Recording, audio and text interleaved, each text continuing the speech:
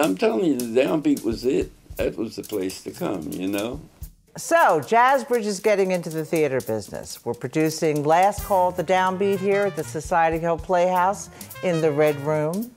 It's a play where Dizzy Gillespie is going to tell us all about Philadelphia back in November 1942. Dizzy was like a Philadelphian, you know? Dizzy was in Frankie Fairfax's band around here way before the bebop came in and all, you know?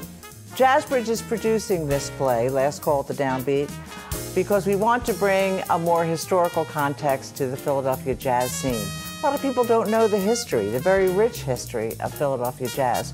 We're working with Pew Fellow Germaine Ingram, who's doing the choreography. Dwayne Eubanks is doing the music. I wrote the book, and Jason Fifield is doing all the videography, which will be interviews with Charlie Rice, the oldest and only surviving member of the original Downbeat band.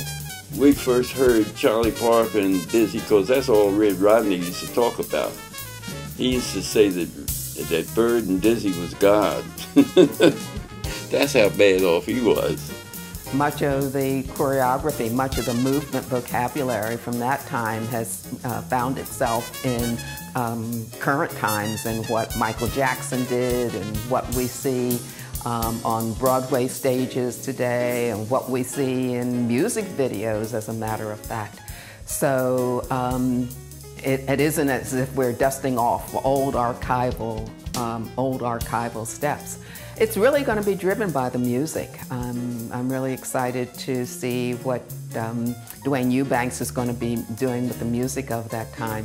So this, in my view, this isn't an attempt to simply replicate the choreography, the vocabulary of that time.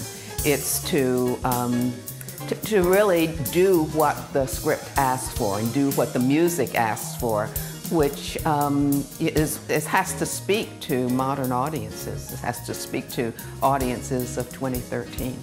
One of the things that we like to do with our company is focus a lot on the production value. So we want to make sure that there's a lot of visual wow factor for the audience, that they're not just coming to see a person give a dialogue and a speech. We're going to try to put a lot of things in there for the audience to see and feel, with colored lighting, different video projection, and also the set. We have a couple little special secrets in store for that. We have a couple little secret things that open up. We're going to be using some scrim material so that the audience is going to see some magical effects takes place. So we're excited about that. We're going to have several playing areas that the audience is going to be able to enjoy. So they won't feel stale and just having to look at one area. There'll be at least 4 different playing areas all around the audience, so the audience will be enveloped in the show.